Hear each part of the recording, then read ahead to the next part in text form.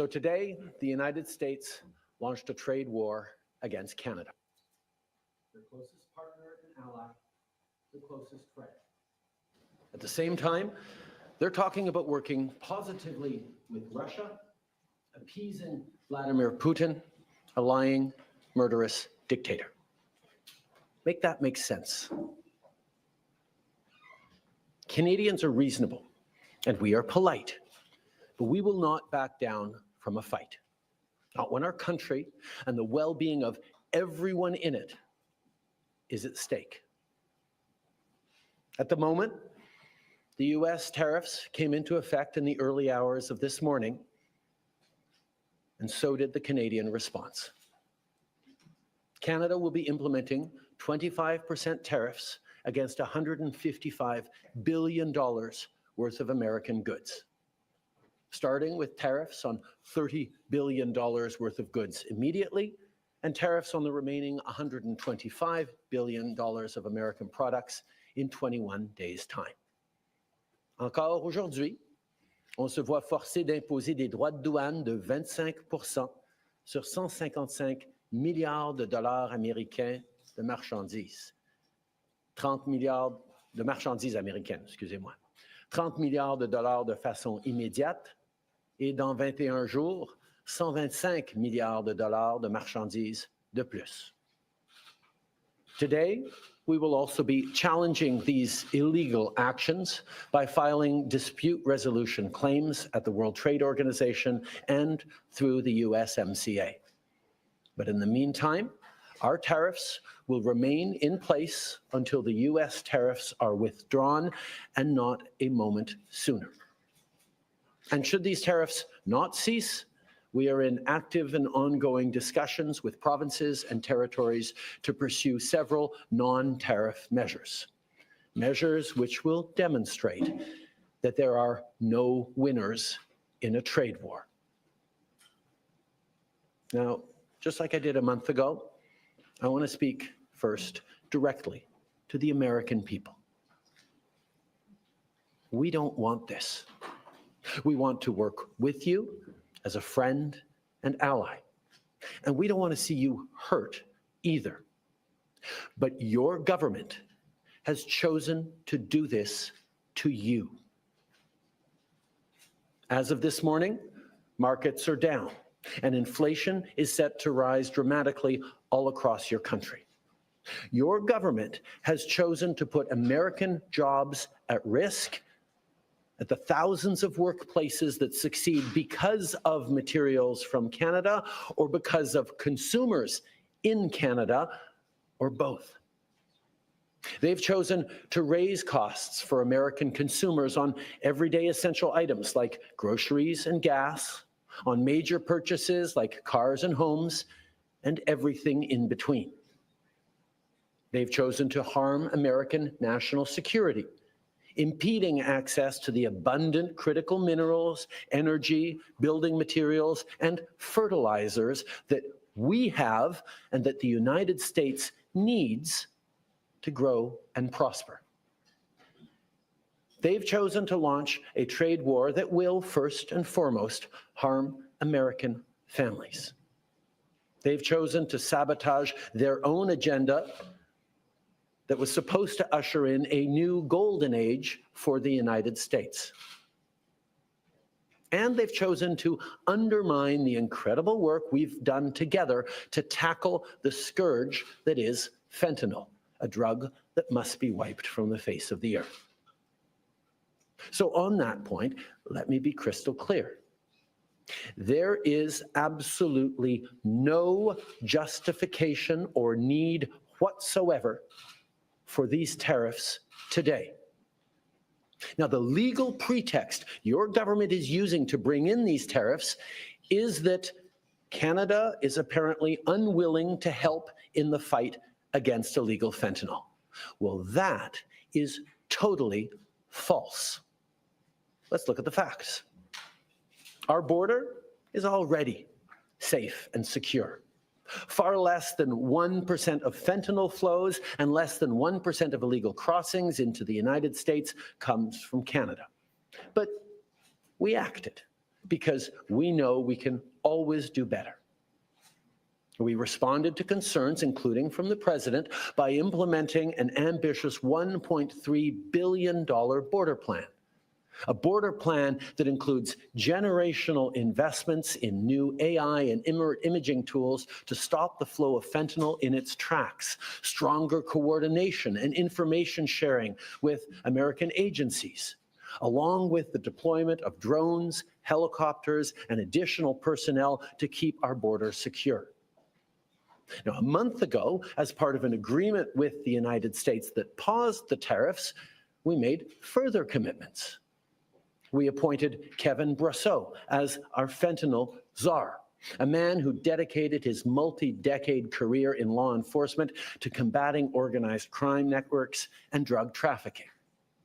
We designated 7 drug cartels, sick, evil groups who cynically profit off the pain and suffering of people on both sides of the border, as the terrorist organizations that they are.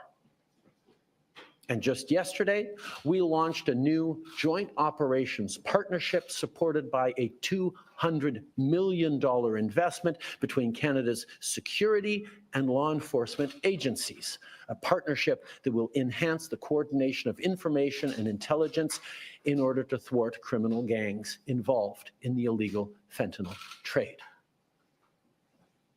And critically, our actions are working. As the U.S. Customs and Border Protection just acknowledged, there was a 97% drop in fentanyl seizures from January compared to December, to a near zero low of less than half an ounce seized in January, even with all the further enforcements and actions we've taken at the borders. In sum, we stepped up. We engaged closely and constructively with the President and his administration. We did everything we promised. We stuck to our word. And we did it because we believe in working together to protect our citizens. Now I want to speak directly to one specific American, Donald. In the over 8 years you and I have worked together, we've done big things. We signed a historic deal that has created record jobs and growth in both of our countries. We've done big things together on the world stage, as Canada and the US have done together for decades, for generations. And now we should be working together to ensure even greater prosperity for North Americans in a very uncertain and challenging world. Now, it's not in my habit to agree with the Wall Street Journal, but Donald, they point out that even though you're a very smart guy, this is a very dumb thing to do. We two friends fighting is exactly what our opponents around the world want to see. And now, to my fellow Canadians, I won't sugarcoat it. This is going to be tough, even though we're all going to pull together, because that's what we do. We will use every tool at our disposal so Canadian workers and businesses can weather this storm. From expanding EI benefits and making them more flexible to providing direct supports to businesses, we will be there as needed to help. But Canada, make no mistake, no matter how long this lasts, no matter what the cost, the federal government and other orders of government will be there for you. We will defend Canadian jobs. We will take measures to prevent predatory behavior that threatens Canadian companies because of the impacts of this trade war, leaving them open to takeovers. We will relentlessly fight to protect our economy. We will stand up for Canadians every single second of every single day because this country is worth fighting for. Les derniers mois ont été stressants et honnêtement épuisants pour nous tous. Mais je crois qu'on peut être rassuré par l'incroyable solidarité dont on a tous été témoins entre nous. Solidarité entre nos entreprises, nos syndicats, notre société civile, les communautés autochtones et tous les Canadiens. L'ensemble de la société canadienne parle d'une seule voix pour qu'on se fasse entendre de nos partenaires américains pour illustrer que l'imposition de droits de douane, c'est une très mauvaise idée.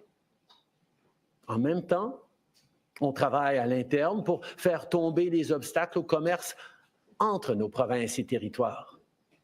On travaille pour rejoindre de nouveaux marchés à travers le monde, pour bâtir une économie toujours plus forte et plus résiliente. Dans les dernières années, j'ai eu plusieurs occasions de discuter avec des leaders du monde entier. Mon message est toujours le même. Le Canada est un partenaire fiable et notre porte est grande ouverte. Dans les dernières semaines, on a aussi redoublé d'efforts pour renforcer nos liens avec le Mexique, qui a lui aussi été frappé par ces tarifs. Ensemble, on va chercher de nouvelles façons de collaborer et de s'appuyer l'un sur l'autre pour faire face à cette menace. Face à l'incertitude, face à l'inquiétude, les Canadiens ont fait preuve de tellement de solidarité. Je vous ai vu partager des listes de produits canadiens pour aider vos proches à appuyer les entreprises d'ici. Je vous ai vu changer vos plans de vacances et opter pour des magnifiques destinations touristiques qu'on a ici chez nous, au Canada. Je vous ai vu redoubler d'efforts pour soutenir nos petites entreprises et nos travailleurs. Je vous ai vu vous porter à la défense de notre culture et la faire rayonner. Je vous ai vu encourager nos athlètes avec une ferveur sans précédent. Moi qui croyais que je ne pouvais pas être plus fier de notre pays et de mes compatriotes. Mais j'ai encore quelque chose à vous demander. Lâchez pas.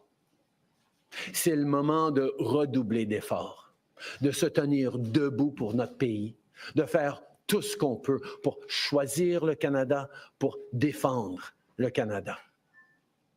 On va passer ensemble à travers des moments difficiles. Mais après vous avoir vu aller dans les dernières semaines, je n'ai jamais été aussi optimiste quant au futur de notre beau pays, malgré tous les défis qu'on va être en train de vivre ensemble. Le Canada reste le meilleur pays sur Terre. On a tellement de raisons d'être fiers de notre chez nous, de ces quelques arpents de neige.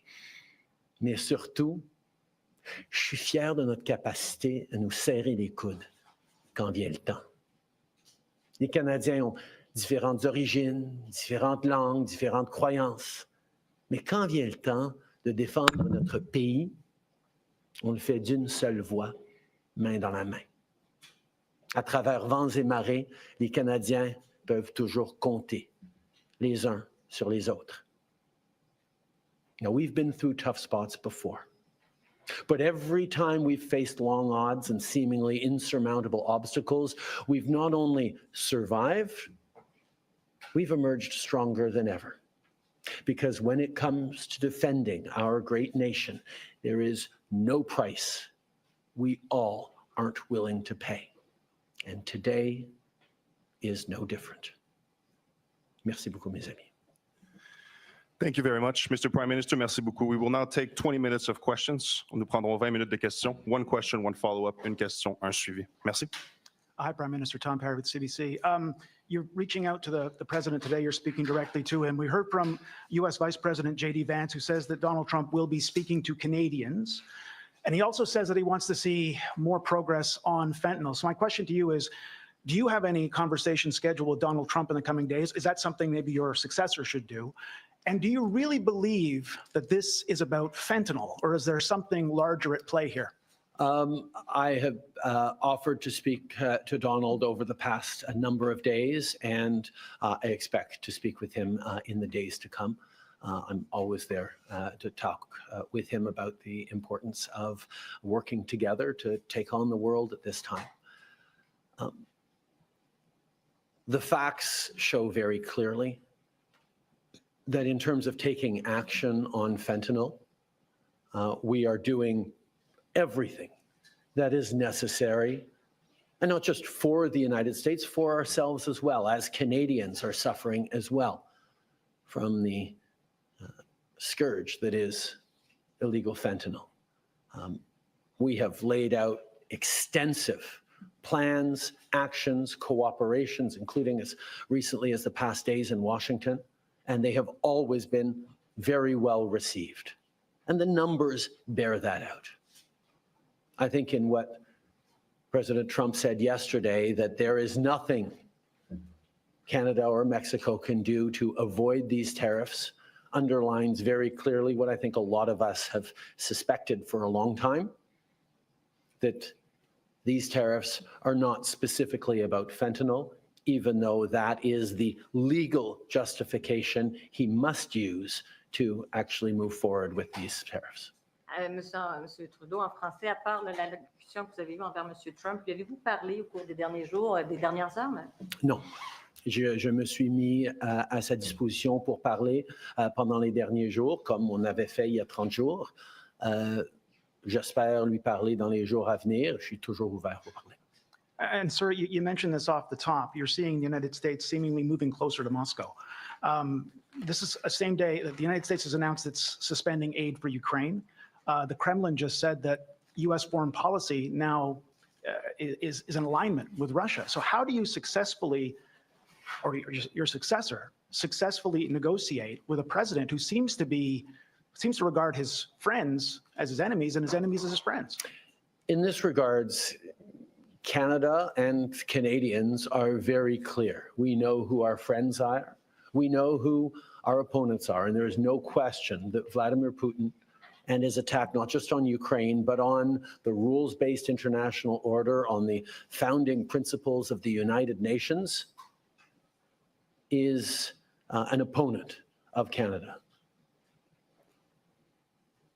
I think the question that we all need to be watching closely is, what do the American people think? How do Americans feel about jettisoning one's friends and allies in favor of a country that has never wished Americans well and continues to act in ways that harm the global economy and specifically the American economy and American values and principles? Bonjour, M. Trudeau, Valérie Gavage de Radio-Canada. J'aimerais vous entendre sur les programmes d'aide. Au Québec, on parle de 160 000 emplois qui pourraient être perdus. M. Ford a dit ce matin, dans 8 à 10 jours, il y aura des mises à pied dans les usines d'auto. Est-ce qu'il y a quelque chose sur la table aujourd'hui qui peut être annoncé pour les Canadiens, ne serait-ce que de limiter le délai pour avoir accès à l'assurance-emploi? Il y a des choses qu'on va regarder immédiatement sur l'assurance-emploi, mais je veux rappeler aux gens que notre but, c'est pas de trouver des façons pour que les Canadiens puissent passer à travers de ces moments difficiles, c'est d'empêcher ces moments difficiles de durer plus que le temps minimum nécessaire.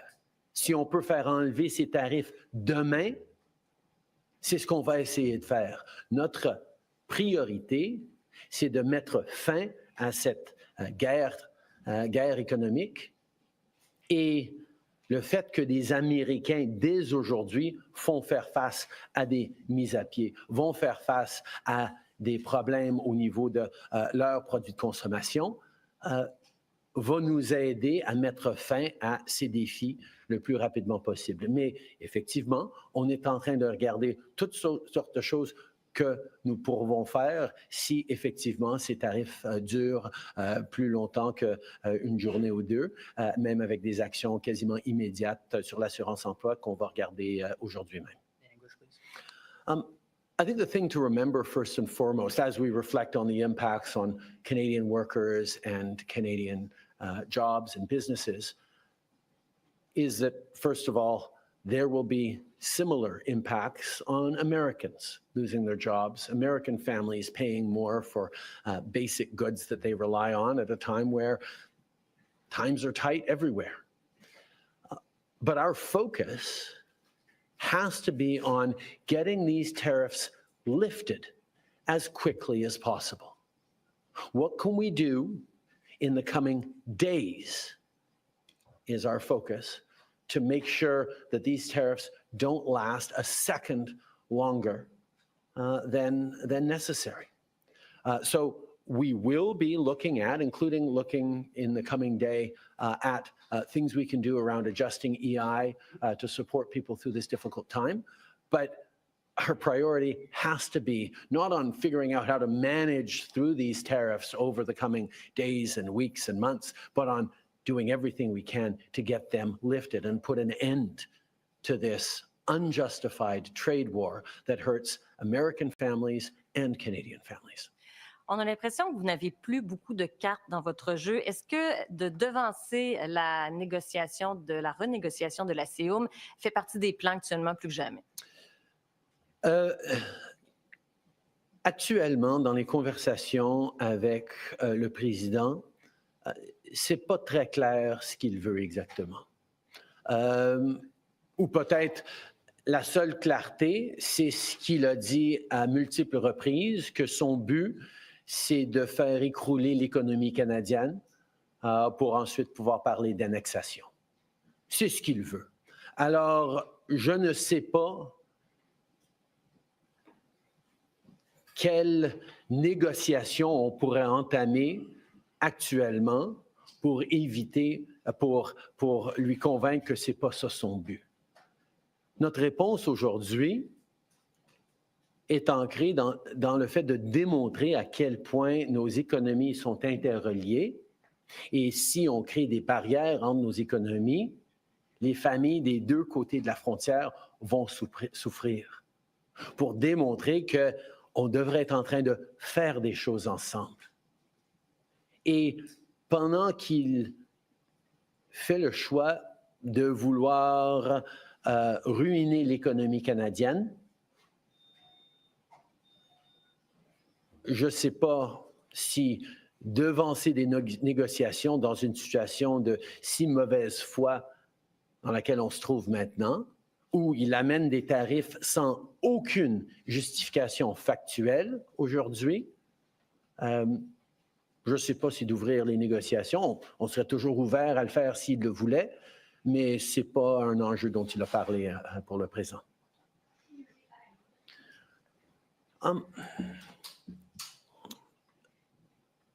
I'm just trying to remember. What was that? CUSMA, that's right. I think in terms of what he wants, and I heard he talked about banking again this morning in a tweet, which doesn't make any sense because American banks, there's about 16 American banks currently active in Canada holding about $113 billion worth of assets in this country. So the American banks are alive and well and prospering in Canada. It's an example of not really being able to see what it is that he wants, because even the excuse that he's giving for these Paris tariffs today of fentanyl is completely bogus, completely unjustified, completely false. So we actually have to fold back on the one thing he has said repeatedly, that what he wants is to see a total collapse of the Canadian economy. Because that'll make it easier to annex us, is the second half of his thought. Now, first of all, that's never going to happen. We will never be the 51st state. But yeah, he can do damage to the Canadian economy, and he's started this morning. But he is rapidly going to find out, as American families are going to find out, that that's going to hurt people on both sides of the border. Americans will lose jobs. Americans will be paying more for groceries, for gas, for cars, for homes, because we have always done best when we work together. So we are, of course, open to starting negotiations on the customer review, but let us not fool ourselves about what he seems to be wanting. And I will admit, I have been holding out hope that these tariffs were just a clever negotiating ploy that would have the impact that they're having now without even bringing them in over the past weeks, as we've seen order books dry up for Canadian companies from American customers, as we've seen expansion plans in Canada put on hold, as we've seen people choosing to invest in the United States over the past weeks because of the threat of tariffs. But now that he's moved forward with tariffs, we're going to see the real impact of a trade war between our two countries. And that impact will be to hurt American families. Prime Minister Tonda McCharles with the Toronto Star. I hope you can be as specific as possible for a number of these points. Everybody's looking to what actually you're going to do. In your statement last night, you referenced non-tariff measures, and I want to know exactly what you're prepared to contemplate there.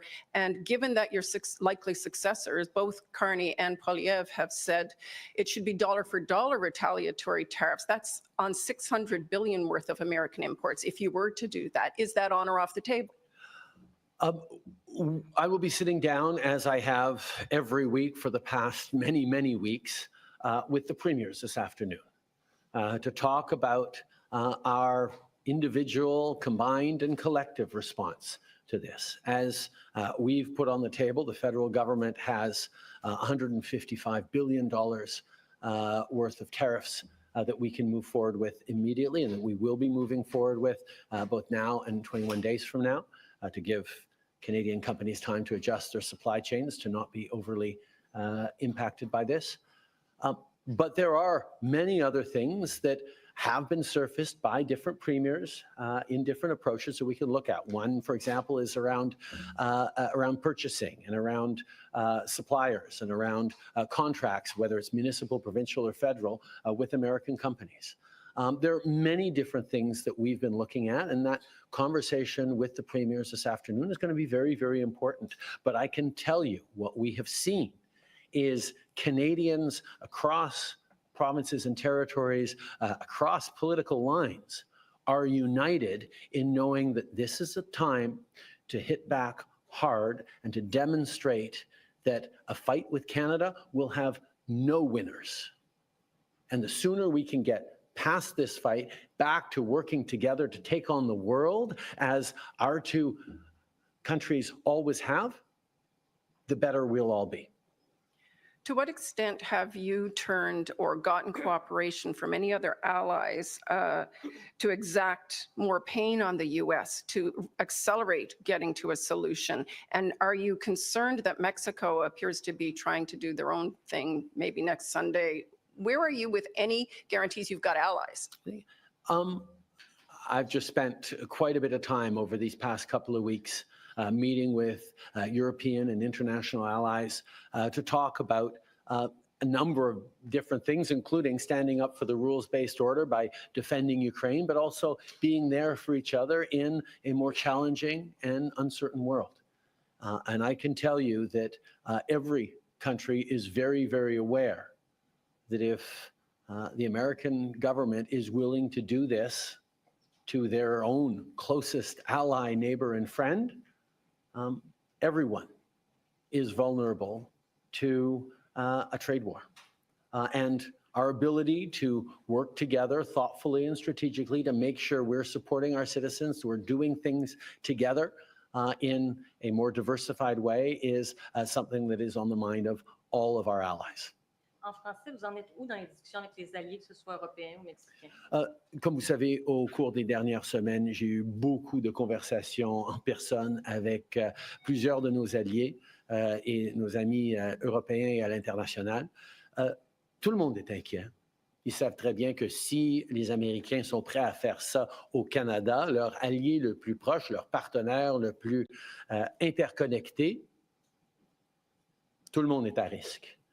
Et notre capacité, donc, de travailler ensemble, d'en faire plus ensemble, de diversifier nos chaînes d'approvisionnement de façon encore plus délibérée, est une conversation qu'on est en train d'avoir et on va continuer d'avoir avec nos alliés.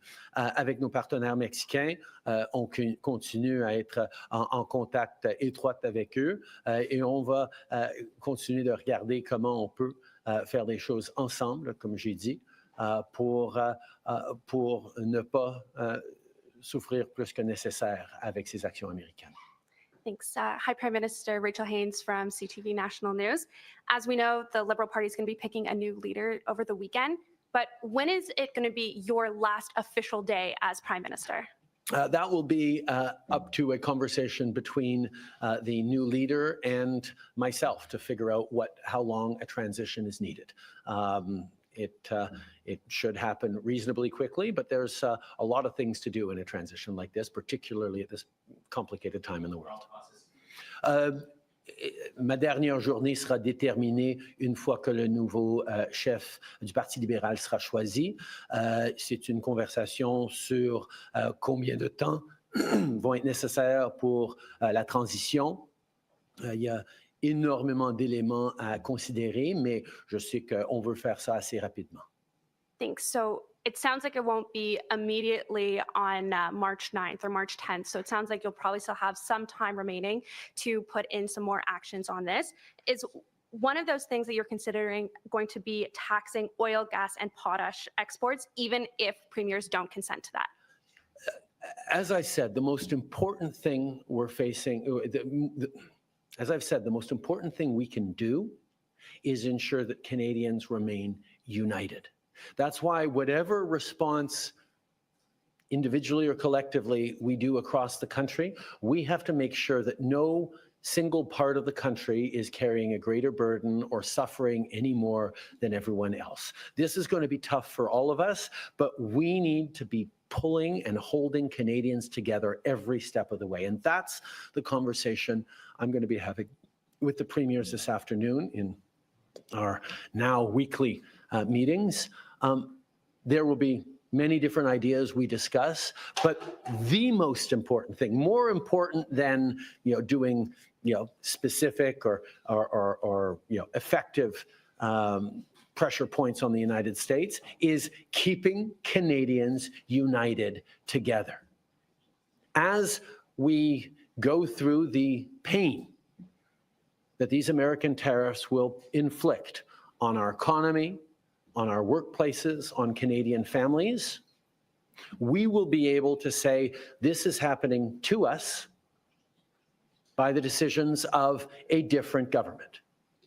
As American families suffer the impact of these tariffs, of this trade war with Canada, they will be saying this is happening because our own government is choosing to do it to us. That's a very different proposition. And the most important thing right now, more important than anything else, is for Canadians to remain united. And that's why all premiers will be focused on things that make sure Canadians don't get divided amongst ourselves. This is a time for us to pull together because the Americans will be having very real and very challenging debates and discussions about these actions. There will be no debate in Canada about whether or not we should be pulling together and responding. Everyone is aligned on that, and protecting that is job one for the Canadian government and the Canadian Prime Minister. Hi, Mr. Trudeau. OK. Évidemment, il y a différentes choses que différentes provinces ou secteurs peuvent faire pour appliquer de la pression sur les États-Unis. Et il y a plusieurs idées qui ont été mises sur la table, mais je veux être extrêmement clair que ce ne sera pas le fait qu'il y a une région ou une industrie au Canada qui souffrira ou qui portera un plus large fardeau que d'autres. On doit être équitable dans notre réponse et dans nos appuis. Parce que la chose la plus importante dans toute cette affaire, c'est que les Canadiens restent unis. Et c'est de ça que je parlais avec les premiers ministres des provinces et territoires cet après-midi, que l'unité de mission et de courage et de détermination dont les Canadiens vont faire preuve dans les jours et semaines à venir va être notre arme la plus effective. Parce que les familles canadiennes qui vont faire face à des impacts négatifs à cause de ces tarifs vont être en train de dire « Mais nous, on va se tenir ensemble en tant que Canadiens parce que c'est un autre pays qui nous est en train de faire cela.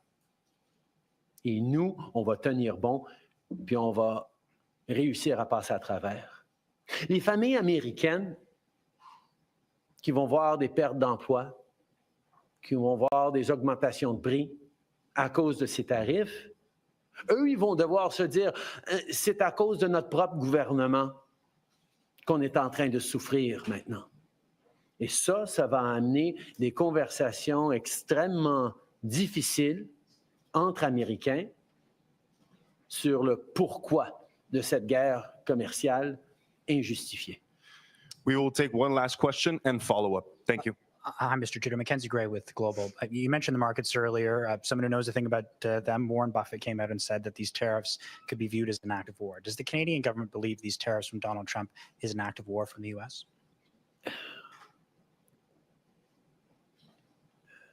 Canadians are not angry at the American people for this. We don't have anything against Americans. Americans are our neighbors, our friends, our partners. We do things together. We've done things together for decades and generations. This is a policy decision by the American government designed to go after the Canadian economy. This is a trade war, yes. But Canadians are hurt. Canadians are angry. We're going to choose to not go on vacation in Florida or Old Orchard Beach or wherever. We're going to choose to try to buy Canadian products and forego bourbon and other classic American products. And yeah, we're probably going to keep booing the American anthem. But let me tell Americans, we're not booing you. We're not booing your teams. We're not booing your players. We're booing a policy that is designed to hurt us. And we're insulted. And we're angry. But we're Canadian, which means we're going to stand up for each other. We're going to fight. And we're going to win. There are probably a lot of folks watching on TV today who've been laid off or they were told not to come into work today because of these tariffs. Can you explain to them why you've not announced any relief measures today to help those folks out? As I've said, our entire focus has been on preventing these tariffs from coming in, if there was at all a way, and it now looks like there was never a way we were going to be able to avoid these tariffs that the president was determined to do. And our focus now is going to be on making sure that they get lifted and that there is an end to this trade war as quickly as possible. But over the past month, we have been working on measures that if these tariffs last longer than a few hours or a few days, we be able to help Canadian citizens, Canadian workers, Canadian companies make it through this time. But let's also be clear, this is going to be tough. The American trade war is going to hurt the Canadian economy and is going to hurt all of us. What our government needs to make sure we're doing is try to make sure that nobody goes hungry and that everyone carries their share of this. And that's a hard thing to do, but that's where we're leaning in, both as a federal government and with provinces and territories on responses to be there for Canadians. Thank you, Mr. Prime Minister. Merci. That concludes today's press conference. Ça conclut la conférence.